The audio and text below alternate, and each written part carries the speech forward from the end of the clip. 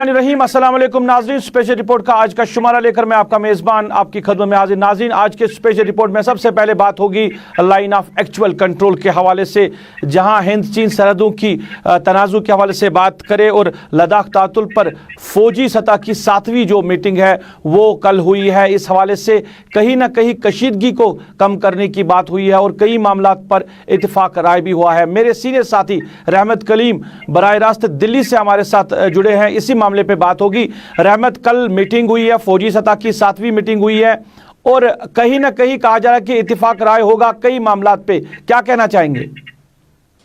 जी देखिए, बिल्कुल उम्मीदें यही थी कि कल की मीटिंग से बहुत कुछ निकलेगा। हिंदुस्तान और चीन के दरमियान करीब 6 माह से जो जारी है LAC पर जो सूरत हाल है, कशीदा सूरत हाल बनी हुई है, उसमें कहीं ना कहीं तस्वीर बदलेगी, हालात बदलेंगे, माहौल साजगार होगा, दोनों मुल्कों के रिश्ते में बेहतरी आएगी और जो 6 महीने का उठापटक है वो सब के सब खत्म हो जाएगा। कहीं ना कहीं उसके लिए रास्ते बनेंगे। लेकिन कल करीब 10 दिन के 12 बजे मीटिंग शुरू होकर के रात के 9:30-10 बजे तक मीटिंग चलती रही। लेकिन आखिर में जो हमें ज़राए से मिल पा रही है खबर कि उसके मुताबिक कहीं से भी ऐसे सॉलिड और मजबूत पॉइंट्स नहीं निकल पाए जिससे यह कहा जा सकता है कि बहुत जल्द हिंदुस्तान और चीन के दरमियान जो कशीदी का दौर है वो खत्म हो सकता है।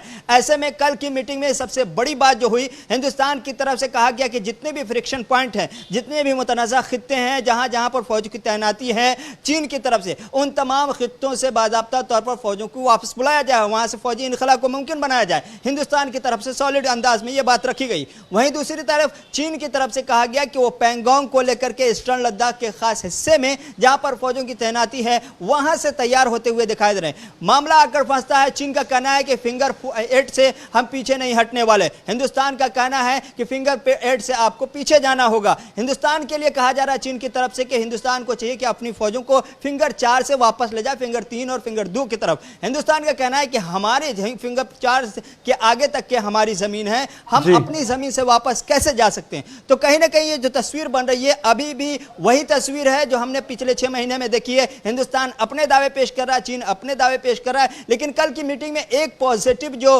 आपको असरात आगे आने वाले दिनों में देखने को मिल सकते हैं। कल के मीटिंग से एक पॉजिटिव इशारा यह मिला कि कल की मीटिंग में दोनों मुल्कों की तरफ से फॉरेन डिप्लोमेट भी शामिल थे।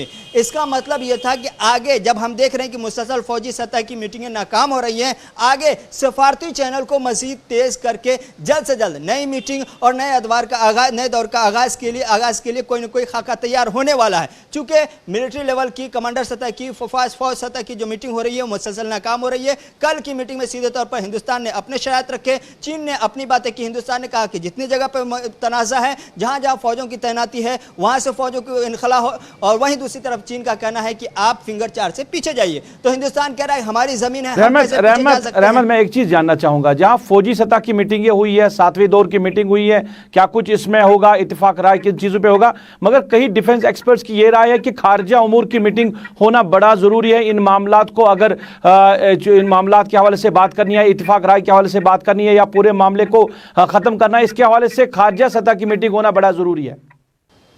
जी बिल्कुल, हमने आपको बताया कि कल की मीटिंग में एक पॉजिटिव इशारा जिससे मिल रहा था वो डिप्लोमेट जो फॉरेन डिप्लोमेट थे वो भी दोनों मुल्कों की तरफ से शामिल थे। मिलिट्री लेवल की मीटिंग हो रही है, उसमें डिप्लोमेट हैं फॉरेन सेक्रेटरी फॉरेन डिपार्टमेंट के, हिंदुस्तान की तरफ से और चीन की तरफ से। इसका मतलब था कि वहाँ के माहौल को भांपने के बाद फॉरेन मिनिस्ट्री की मीटिंग होनी तय है। हम ये जानना चाह रहे थे, हमें ये बताया गया, हमें ज़राए से बताया गया कि जो फॉरेन मिनिस्ट्री की मीटिंग मॉस्को में हुई थी, हिंदुस्तान के वज़ीर ख़ारजा जयशंकर थे, वहीं चीन के वज़ीर ख़ारजा के साथ जो मीटिंग हुई थी वहाँ से 5 निकाती जो इत्तेफाक हुआ था उसमें से एक पॉइंट यह था कि डिसएंगेजमेंट को लेकर फौरी तौर पर अमल किया जाए और कोशिश की जाए। कल की मीटिंग को लेकर के यह कोशिश की गई हिंदुस्तान की तरफ से कि वो जो 5 निकाती प्रोग्राम जिस पर हमने इत्तेफाक किया था मॉस्को में दोनों मुल्कों के वज़ीर ख़ारजा की मीटिंग के बाद, उसमें से एक सबसे सॉलिड पॉइंट यह था कि जल्द से जल्द टाइम लिमिटेशन, टाइम बाउंडेशन फिक्स किया जाए, वक्त का तयन किया जाए कि कब कितने दिनों में, हफ्ते, 10 दिन, 15 दिन, महीने, 2 महीने में फौजी इनखला को मुकम्मल करना है। ये टाइम बाउंडेशन कल फिक्स होने की बातें चल रही थी कि कल की मीटिंग में ये होगा, लेकिन ऐसा कुछ भी नहीं हुआ। अब जो तस्वीरें बन रही है वो सीधे तौर पर फॉरेन मिनिस्ट्री की हो सकती है, जल्द से जल्द मुलाकात हो, या ये भी हो सकती है कि दोनों मुल्कों के सतह पर, चूंकि नवंबर में वज़ीर आज़म नरेंद्र मोदी और शी जिनपिंग दोनों आमने सामने होने वाले, ब्रिक्स सम्मेलन है, G20 है, दोनों प्लेटफॉर्म पर, ब्रिक्स में तो आमने सामने होना तय है। अभी G20 की तस्वीर साफ नहीं हुई है, लेकिन हिंदुस्तान के वज़ीर आज़म नरेंद्र मोदी और चीनी सदर शी जिनपिंग की मुलाकात से पहले माहौल को साजगार बनाने की कोशिश दोनों मुल्कों की हो रही है। यही वजह है कि कल की मीटिंग में फॉरेन डिपार्टमेंट के डिप्लोमेट भी भेजे गए थे ताकि आगे का जो रास्ता हो सफारती सतह पर, फॉरेन मिनिस्ट्री लेवल पर जो कुछ मुमकिन हो वो किया जा सके। तो कल की मीटिंग से वो एक तस्वीर बनती है कि आगे जो रास्ता बन रहा है वो फॉरेन मिनिस्ट्री की मीटिंग होगी, डिप्लोमेट चैनल पर बातें होंगी, उसके बाद फौजी इनखला को लेकर के कोई तस्वीर बनेगी। कल की मीटिंग में बहुत ज्यादा कुछ बड़ा होता हुआ दिखाई नहीं दिया। पिछले 6 मीटिंगों की तरह ही ये मीटिंग भी वैसी खाली खाली रही, बहुत कुछ इसमें से देखने को नहीं मिला। चलिए, रहमत कलीम बात करने के लिए बहुत बहुत शुक्रिया। हमारे साथी रहमत कलीम बात कर रहे थे और LAC line of actual control के साथ बात हुई है कि कहीं ना कहीं अब मामलात को हल करने की बात या कई मामलात पर इत्तेफाक होने की बात हो रही है और खारजा सतह की मीटिंग होना भी बड़ा ज़रूरी है इन हालात में जहां इन मामलात को ठीक करने की बात कही जा रही है, मामलात को सॉर्ट आउट करने की बात कही जा रही है। नाज़रीन, आप स्पेशल रिपोर्ट देख रहे हैं। स्पेशल रिपोर्ट में अब हम बात करेंगे जम्मू कश्मीर में सियासत के हवाले से। फारूक अब्दुल्ला के हालिया बयान के बाद यहाँ पे सियासत गर्म हो रही है और BJP, Congress, national conference, PDP सब ने अपने बयान दिए हैं। उस बयान के हवाले से, फारूक अब्दुल्ला के बयान के हवाले से अपनी राय दी है। BJP ने जहां तनकीद का निशाना बनाया है नेशनल कॉन्फ्रेंस को, डॉक्टर फारूक अब्दुल्ला को, वहीं PDP ने अपना क्लियर स्टैंड किया। कांग्रेस ने भी इस हवाले से बात की। नेशनल कॉन्फ्रेंस के जनरल सेक्रेटरी अली मोहम्मद सागर ने कहा कि फारूक अब्दुल्ला के बयान को तोड़ मरोड़ कर पेश किया जा रहा है। फारूक अब्दुल्ला ने आर्टिकल एब्रीगेशन से पहले चाइना और भारत की दोस्ती के हवाले से बात की थी कि क्यों इख्तिलाफात पैदा हो गए आर्टिकल एब्रीगेशन के बाद चाइना और भारत के बीच में, क्यों लद्दाख पे अब चाइना की नज़र है। ये सारा मामला जो हुआ आर्टिकल एब्रीगेशन के बाद हुआ। अली मोहम्मद सागर ने और कहा कि स्पेशल स्टेटस को वापस लाने के हवाले से सारी पार्टियाँ जो यहाँ की है, जम्मू कश्मीर की है, रीजनल पार्टियाँ, national conference, PDP, people's conference, Congress, वो एक स्टैंड पे कायम है कि स्पेशल स्टेटस को जम्मू कश्मीर में वापस लाया जाएगा। अली मोहम्मद सागर का और क्या कहना है, हम आपकी नज़र करते हैं।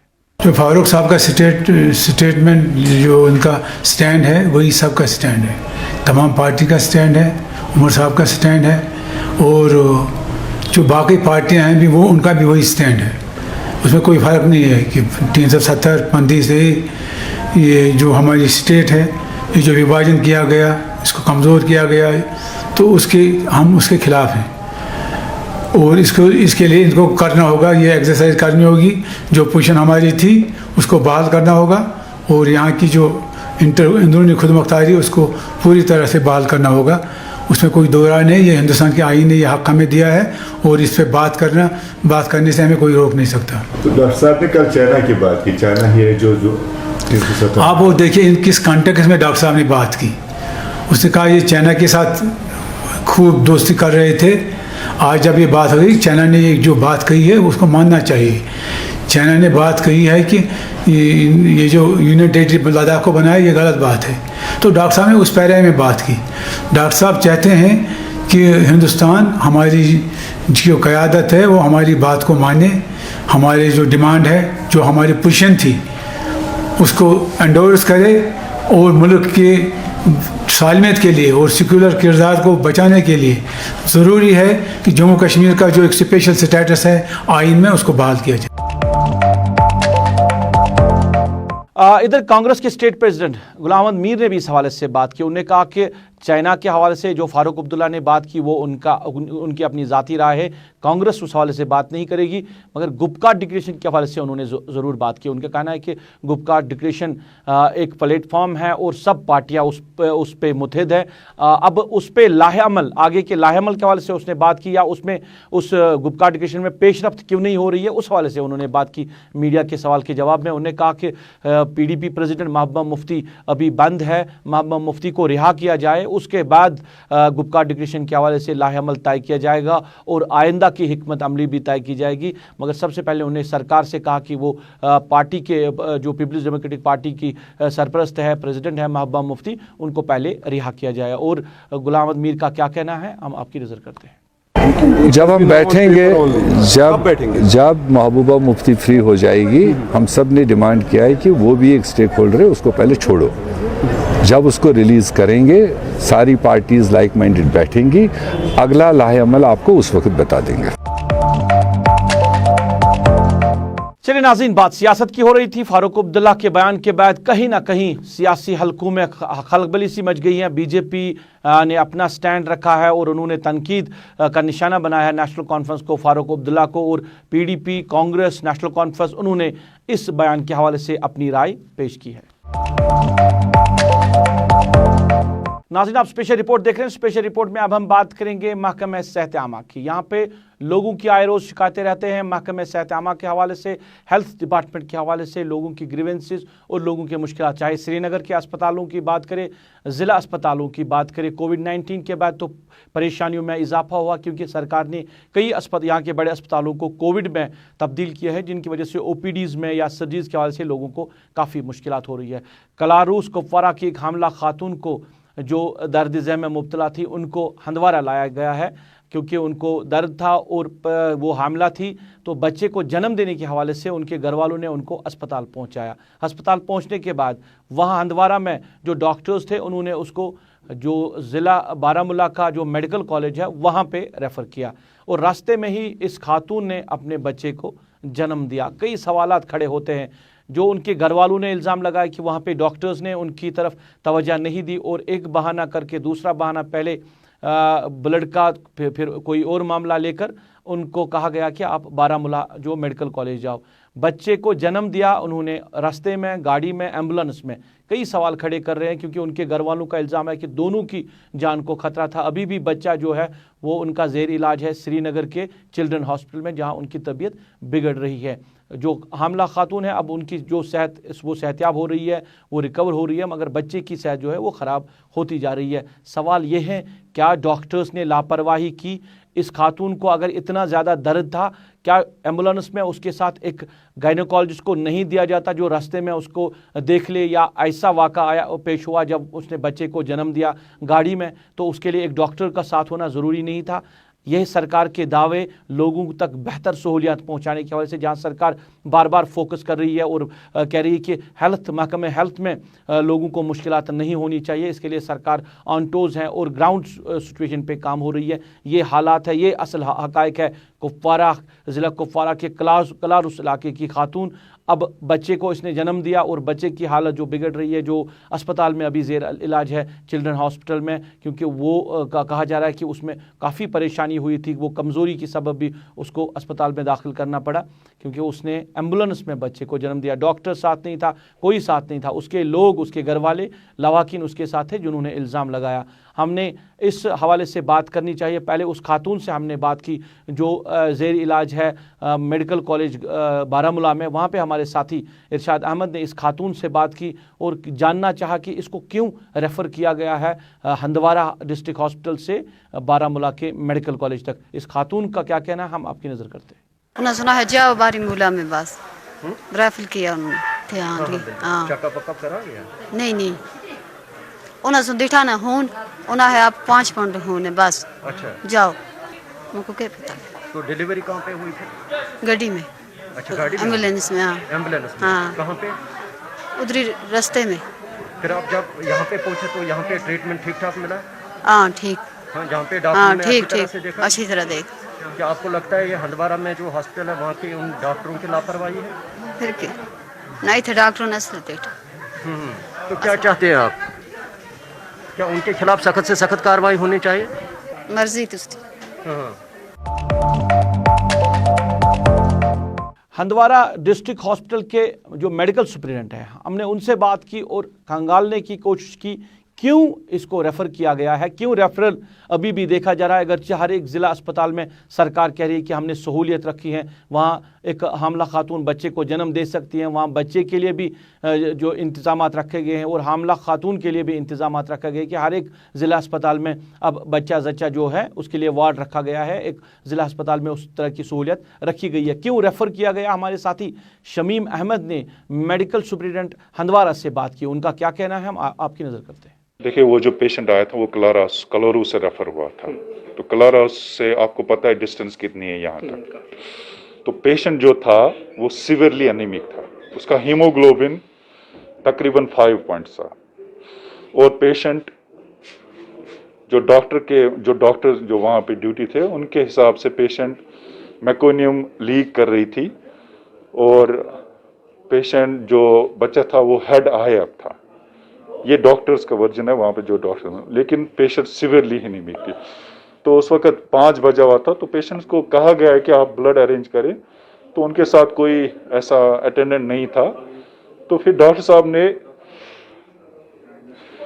विद ऑल एनवायरनमेंट देख के, विद ऑल फैसिलिटीज देख के पेशेंट को रेफर किया है जीएमसी बारामूला, क्योंकि पेशेंट सिवियरली एनीमिक था।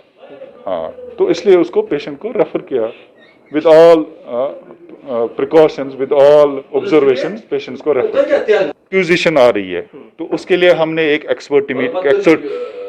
एक्सपर्ट कमेटी की टीम बनाई है। तो उस एक्सपर्ट कमेटी की टीम ने रिपोर्ट दी है, वो डीसी ऑफिस को दिया है, डायरेक्शन ऑफिस, वो रिपोर्ट आप उनके ऑफिस से ले सकते। चले, एक तरफ खातून और उनके घर वालों के इल्ज़ाम कि अस्पताल से उसको मुंतकिल किया गया, रेफ़र किया गया और बच्चे को उसने गाड़ी में जन्म दिया। दूसरी तरफ वो लोग जो देखरेख कर रहे हैं, जो इस इंतज़ामिया को चला रहे हैं, महकमे सेहत के जो ज़िम्मेदारान हैं उनकी बात, मेडिकल सुप्रीडेंट हंदवारा की बात, उनका कहना है कि ब्लड को अरेंज करना था, जो उसके लिए ब्लड चाहिए था उसको अरेंज करना था, इस वजह रेफ़र किया गया। क्या ज़िला अस्पताल में ब्लड को अरेंज नहीं किया जा सकता था? क्या इसकी रिस्क, इसकी जान का ख़तरा नहीं हो सकता जब इसको वहाँ से रेफ़र किया गया? क्योंकि कहा जा रहा है कि इसको बहुत ज़्यादा दर्द था, इसको पेन थी, जिसकी वजह से इसने बच्चे को गाड़ी में जन्म दिया। ये ज़िम्मेदारों की बात है। क्या इन ज़िम्मेदारों की बात पे भरोसा किया जा सकता है? क्या इसके लिए सरकार कोई एक्शन लेगी? क्या इसके लिए महकमे सेहत के ज़िम्मेदारान कोई एक्शन लेगी? जो गरीब आवाम को जिन मुश्किलात से गुजरना पड़ता है, जिन गरीब आवाम से जिन हालात से गुजरना पड़ता है, एक तस्वीर ये भी है उन हालात की। आए रोज़ ऐसे वाक़ात पेश होते हैं, कई हम खबरों के ज़रिए आप तक पहुंचाते हैं, नशर करते हैं, कई लोगों की बात तो हम तक भी नहीं पहुंचती हैं, जो फिर आम लोगों तक भी नहीं पहुंचती हैं। ऐसे भी हालात जम्मू कश्मीर के हैं, खासकर कश्मीर के दूर दराज इलाकों के, जहां गरीब आवाम को इस तरह के मुश्किलात भी फेस करने पड़ते हैं। नाज़रीन, स्पेशल रिपोर्ट में आप बात करेंगे कोविड-19 के हवाले से, जहां मस्बत केसों की तादाद बढ़ती जा रही है और खासकर जम्मू कश्मीर की बात करें और कश्मीर डिवीज़न की बात करें, आए रोज़ यहां पे मस्बत केसेस आ रहे हैं। अब 1000 से अगरचे ये आंकड़ा अब सैकड़ों में आ चुका है, मगर उसके बावजूद भी लोगों में तशवीश है और सरकारी सतह पर इसको टैकल करने के हवाले से, इसको रोकने के हवाले से कोशिशें बराबर जारी है।